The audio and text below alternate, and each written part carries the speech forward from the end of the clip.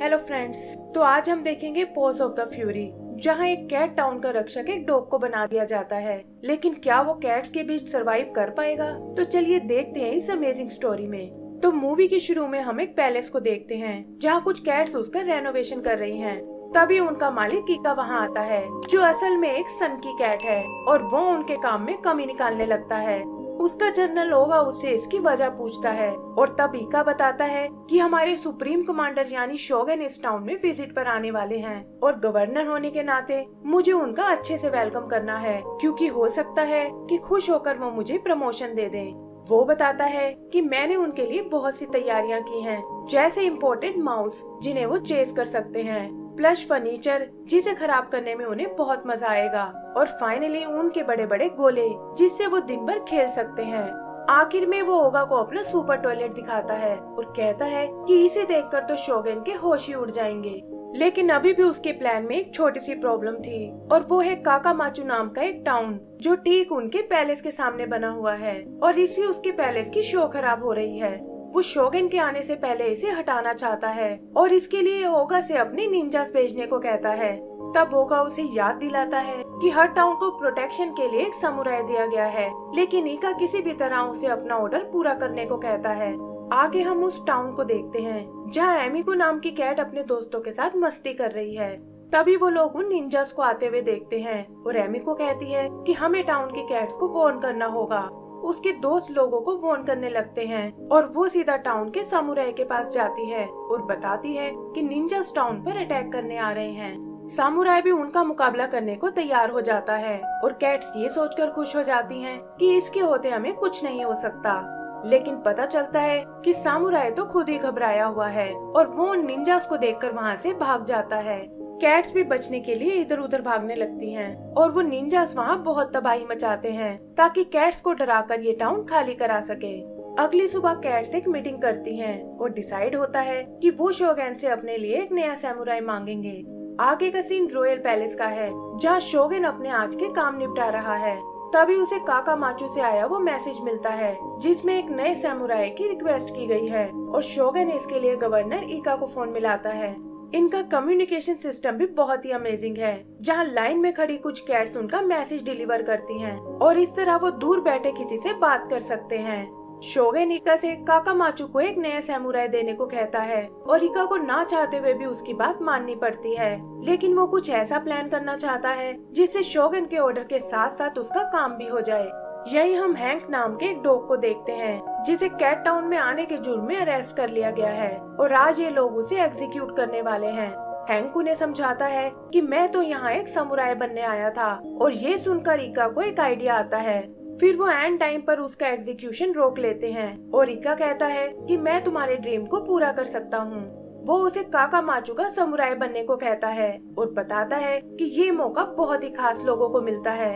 Hang भी अपनी जान बचाने के लिए उसकी बात मान जाता है, और वो उसे घोड़े पर बिठाकर टाउन की ओर भेज देते हैं। ओगा कहता है कि एक डॉग को वहाँ नहीं भेजना चाहिए था, क्योंकि टाउन वाले उसे देखते ही मार डालेंगे। और इस पर ईका कहता है कि मैं भी ऐसा ही चाहता हूँ, ताकि एक ऑफिशियल सैमुराई को मारने के जुर्म में उन्हें अरेस्ट कर सकूं, और इससे वो टाउन खुद ही खाली हो जाएगा। इधर टाउन के लोग समुराई के वेलकम की तैयारी करते हैं, और जल्दी ही हैंक वहाँ पहुँच जाता है। लेकिन वो नहीं जानता कि यहाँ डॉग्स का आना सख्त मना है। वो कैट्स भी एक डॉग को वहाँ देखकर बहुत हैरान होती हैं, और गुस्से में उसे घेर लेती हैं। हैंक उन्हें ईका का दिया हुआ कप दिखाता है, लेकिन उन्हें उस पर बिल्कुल विश्वास नहीं होता। और तभी एमी को एक लेटर लेकर आती है, जिसमें लिखा है कि यही उनका नया सैमुराई है। ये देखकर सभी लोग डिसअपॉइंट हो जाते हैं, और कहते हैं कि हम एक डॉग पर भरोसा नहीं कर सकते। ईका भी उसके जिंदा बचने से बहुत नाराज होता है कि कहीं ये आगे चल के हमारे लिए प्रॉब्लम ना बन जाए, और ओगा से उसे ठिकाने लगाने को बोलता है। इधर हैंक टाउन के समुराई ऑफिस में आता है, और देखता है कि वहाँ समुराई का आर्मर रखा हुआ है। उसे पहनकर वो मस्ती करने लगता है, लेकिन तभी उसकी नजर एक दूसरी कैट पर पड़ती है, जो उसे अपना नाम जिम्बो बताता है, और पूछता है कि एक डॉग आखिर इस टाउन में क्या कर रहा है। इस पर हैंक उसे बताता है कि मैं इस टाउन का नया सामुराई हूँ, और जिम्बो ये सुनकर चौंक जाता है कि भला तुम जैसे इडियट को किसने सामुराई बना दिया। तब हैंक उसे अपनी सच्चाई बताता है कि कैसे वो भी यहाँ एक सामुराई ही बनने आया था, लेकिन सच तो ये है कि वो इसके बारे में कुछ नहीं जानता। तभी वो देखते हैं कि निंजास ने टाउन पर फिर से अटैक कर दिया है और जिम्बो कहता है कि अगर सामुराई बनकर आए हो तो बाहर जाके उनकी मदद क्यों नहीं करते। हैंक को लगता है कि वो बात करके उन निंजास को मना सकता है, लेकिन वो उसे पीटकर वापस भेज देते हैं। जिम्बो समझ जाता है कि ये सब उसके बस की बात नहीं है और उसे अपने देश वापस जाने को कहता है।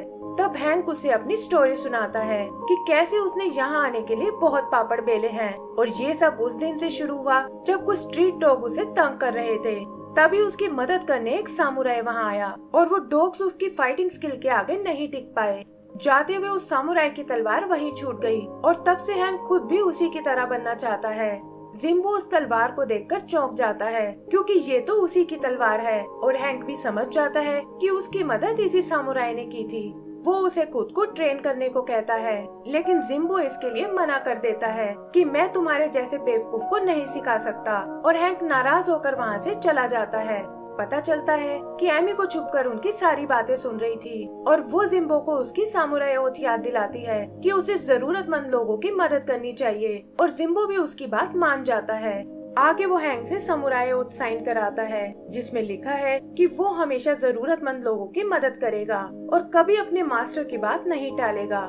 हैंक भी इन शर्तों को एक्सेप्ट कर लेता है और उस दिन से उसकी ट्रेनिंग शुरू हो जाती है। जिम्बो अपनी पूरी ताकत लगाता है लेकिन देखता है कि हैंक के अंदर कोई इम्प्रूवमेंट नहीं है। इधर हैंक इस बात के लिए जिम्बो को जिम्मेदार बताता है और कहता है कि मुझे तो तुम्हारे समुराई होने पर भी शक है। तब जिम्बो अपनी स्किल का एक नमूना उसे दिखाता है और बताता है कि एक टाइम पर मैं रॉयल प्रिंस को गार्ड करता था। यहाँ हम उसकी पास की स्टोरी देखते हैं जहाँ वो प्रिंस के साथ एक मीटिंग में गया था और वो जगह देखकर उसे लगा कि यहाँ जरूर कुछ गड़बड़ होने वाली है। अंदर उसे ढेर सारी अननोन कैट्स नजर आई और उसने बिना कुछ सोचे उन पर अटैक करना शुरू कर दिया, लेकिन बाद में पता चला कि वो तो प्रिंस की एक सरप्राइज बर्थडे पार्टी थी जिसे उसने पूरी तरह खराब कर दिया। इससे उसकी सामुराई ओथ की वैल्यू खत्म हो गई और शर्म के मारे उसने अपनी जॉब भी छोड़ दी। हैंक भी ये सुनकर इमोशनल हो जाता है और कहता है कि अब से हम दोनों एक दूसरे की हेल्प करेंगे। जिम्बो उस रात कुछ बुक्स पढ़ता है और समझ जाता है कि हैंक को एक कैट नहीं बल्कि एक डॉग की तरह सिखाना होगा। वो जानता है कि डॉग्स की हियरिंग और स्मेलिंग पावर बहुत तेज होती है और हैंक को सिखाने के लिए वो इसी टेक्निक का यूज करता है जिससे उसमें इम्प्रूवमेंट आने लगती है। उधर ईका ओगा से बहुत डिसअपॉइंट होता है कि वो अभी तक टाउन को खाली नहीं करा पाए और कहता है कि अब ये काम मेरा सुमो बीस्ट करेगा। सुमो कैट भी अगले ही दिन टाउन में पहुंच जाता है और वहाँ चारों तरफ तोड़फोड़ मचाने लगता है। एमी को हैंक से मदद मांगने आती है, लेकिन जिम्बो कहता है कि ये अभी इसके लिए बिल्कुल तैयार नहीं है और एमी को ये सुनकर अकेले ही सुमो से लड़ने चली जाती है। वहाँ वो सुमो के आगे नहीं टिक पाती और वो एमिको की तरफ एक शील्ड उछालता है, लेकिन तभी हैंक आकर उसे बचा लेता है और सुमो से कहता है कि मेरे होते तुम यहाँ तबाही नहीं मचा सकते। तभी अचानक सुमो के मुंह पर एक सोयाबीन आकर गिरती है जिससे उसके फेस पर एलर्जी हो जाती है और वो तुरंत पानी से इसे ठीक करता है। फिर हम उसे और हैंक को लड़ते हुए देखते हैं और जिम्बो समझ जाता है कि हैंक इसका मुकाबला नहीं कर पाएगा। वो एक सोयाबीन की मदद से सुमो को चित कर देता है, लेकिन हैंक को लगता है कि ये सब शायद उसी ने किया है। फिर वो लोग सुमो को ट्रीटमेंट के लिए ले जाते हैं और इस तरह उसमें और हैंक में दोस्ती हो जाती है। टाउन के लोग हैंक को हीरो मानने लगते हैं और एमी को पेपर से उसका एक मॉडल बनाती है और कहती है कि ये तुम्हें तुम्हारी बहादुरी की याद दिलाएगा। जिम्बो को लगता है कि हैंक अपनी पॉपुलैरिटी में कुछ ज्यादा ही खो गया है और वो उसे इस बारे में वार्न करता है, लेकिन हैंक को इससे कोई फर्क नहीं पड़ता। आगे उससे मिलने ईका वहाँ आता है और कहता है कि मैंने तुम्हारी जीत की खुशी में एक पार्टी रखी है और शाम को मैं तुम्हें एक क्लब में ले जाऊंगा। जिम्बो के लाख समझाने के बावजूद हैंक वहाँ जाने के लिए निकल पड़ता है और गुस्से में आकर जिम्बो उससे अपना कॉन्ट्रैक्ट खत्म कर देता है। आगे हम उसे पार्टी में देखते हैं, लेकिन पता चलता है कि वो तो ईका की एक चाल थी ताकि पीछे से वो टाउन को खाली करा सके। उसके निंजा टाउन को जलाकर राख कर देते हैं और जिम्बो भी ड्रंक होने के कारण उनकी कोई मदद नहीं कर पाता और जाते हुए वो लोग सुमो को भी अपने साथ ले जाते हैं। सुबह हैंक टाउन में वापस आता है और देखता है कि वहाँ सब कुछ बर्बाद हो चुका है। जिम्बो इसका जिम्मेदार उसी को बताता है क्योंकि उसने सामुराई ओथ की कोई कदर नहीं की और कहता है कि मैं अपने दोस्त सुमो को बचाने जा रहा हूँ। हैंक को लगता है कि शायद वो उसकी पॉपुलैरिटी से जल रहा है और तब जिम्बो सुमो के साथ लड़ाई की असलियत उसे बताता है कि कैसे तुम एक सोयाबीन के कारण जीते थे, और ये कहकर वहाँ से चला जाता है। बाकी कैट्स भी उसे बहुत बुरा भला बोलती हैं और नाराज होकर हैंक वो टाउन छोड़ देता है। एमिको को उन दोनों के जाने का बहुत दुख होता है, लेकिन वो इस बारे में कुछ नहीं कर पाती और टाउन के लोग एक बार फिर बेसहारा हो जाते हैं। आगे हैंक एमिको के दिए उस पेपर मॉडल को देखता है और उसे याद आता है कि वो सब उस पर कितना भरोसा करते थे। इधर जिम्बो इका के पैलेस में आता है और हम देखते हैं कि हैंक भी उसकी मदद करने आ गया है। वो जिम्बो से माफी मांगता है और कहता है कि सुमो को हम दोनों मिलकर छुड़ाएंगे। भेस बदलकर वो पैलेस के अंदर पहुंच जाते हैं और सुमो को जेल से फ्री करा लेते हैं। लेकिन बाहर निकलते वक्त वो तीनों सोल्जर्स की नजर में आ जाते हैं और देखते हैं कि सोल्जर्स ने मेन गेट को बंद कर दिया है। सुमो बाहर निकलने में उनकी मदद करता है, लेकिन जिम्बो वहीं रुक जाता है और कहता है कि मेरी चिंता करने की कोई जरूरत नहीं है और तुम्हें जाकर टाउन की रक्षा करनी चाहिए। ये कहकर वो सोल्जर से भिड़ जाता है और सुमो हैंक को लेकर टाउन की ओर चला जाता है। इधर इका की बातों से पता चलता है कि वो अपने सुपर टॉयलेट से कुछ प्लान कर रहा है और कहता है कि इस बार वो टाउन नहीं बच पाएगा। उधर हैंक और सुमो टाउन तक पहुंच जाते हैं, लेकिन देखते हैं कि वो सब तो वहां से जाने की तैयारी कर रहे हैं। तब एक कैट उसे एक पोस्टर दिखाती है जिस पर लिखा है कि इका अपने लिए एक नई आर्मी बना रहा है और जल्दी ही वो टाउन पर अटैक करने वाला है। आगे हम इका की आर्मी को इकट्ठा होते हुए देखते हैं, जिसमें दुनिया भर से अलग अलग गैंगस्टर आए हैं और इका उन्हें अपने प्लान के बारे में बताता है। इधर हैंक टाउन के लोगों को समझाता है कि कैट्स के पास तो 9 लाइफ्स होती हैं, लेकिन डॉग होने के कारण मेरे पास बस एक ही लाइफ है और वो मैं इस टाउन पर कुर्बान करना चाहता हूँ। वो उन्हें भी थोड़ी हिम्मत जुटाने को कहता है और बताता है कि तुम इस तरह अपना घर नहीं छोड़ सकते। वो उन्हें खुद पर भरोसा रखने को बोलता है ताकि मिलकर वो इस टाउन की रक्षा कर सके और सुमो भी उसकी बात से एग्री करता है। एक कैट उससे इसका तरीका पूछती है और हैंक के कहने पर वो पहले उनकी कम्युनिकेशन लाइन तोड़ते हैं जिससे वो आपस में बात ना कर पाए। फिर वो एमिको को उसका पेपर मॉडल दिखाता है और बताता है कि टाउन बचाने में ये हमारी मदद करेगा। उधर इका की आर्मी ऑलमोस्ट तैयार हो चुकी है और वो उन्हें टाउन पर अटैक करने भेजता है। इका भी छुप कर उन्हें मॉनिटर करता है और जल्दी ही वो सब वहाँ तबाही मचाने लगते हैं। पता चलता है कि ये टाउन तो पूरा पेपर का बना हुआ है जिसमें हैंक ने डायनामाइट लगाए हुए हैं और इससे पहले कि इका के लोग कुछ समझ पाए, हैंक उस डायनामाइट को ब्लास्ट कर देता है।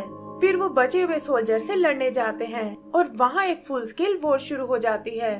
तभी वो एक और आर्मी को आते हुए देखते हैं, लेकिन पता चलता है कि ये तो शोगन के लोग हैं। इका भी जल्दी ही वहाँ पहुँच जाता है और बताता है कि इस सारी तबाही का जिम्मेदार ये डॉग ही है।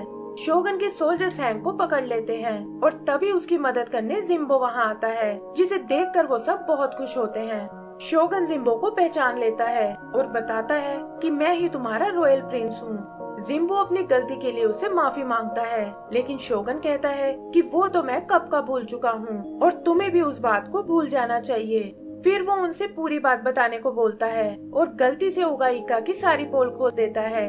इका ये देखकर वहाँ से भाग निकलता है और सुपर टॉयलेट में अपने आखिरी प्लान को एक्टिवेट करने आता है।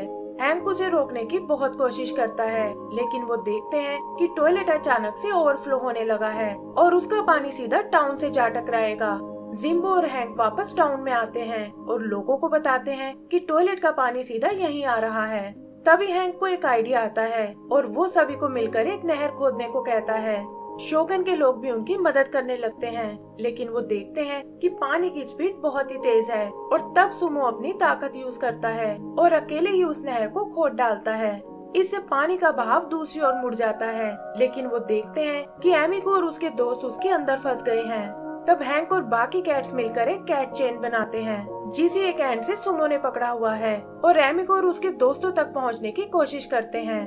अचानक सुमो का हाथ छूटने लगता है, लेकिन वो देखता है कि ओगा वहाँ उनकी मदद करने आया है और जल्दी ही वो बच्चों को पानी से बाहर निकाल लेते हैं। शोगन खुश होकर हैंक को वहाँ का ऑफिशियल समुराई बना देता है, लेकिन वो कहता है कि मैंने तो जिम्बो के साथ अभी और ट्रेनिंग करनी है और सामुराई बनने की असली हकदार तो एमिको है, जो टाउन की रक्षा करने में हमेशा आगे रहती है।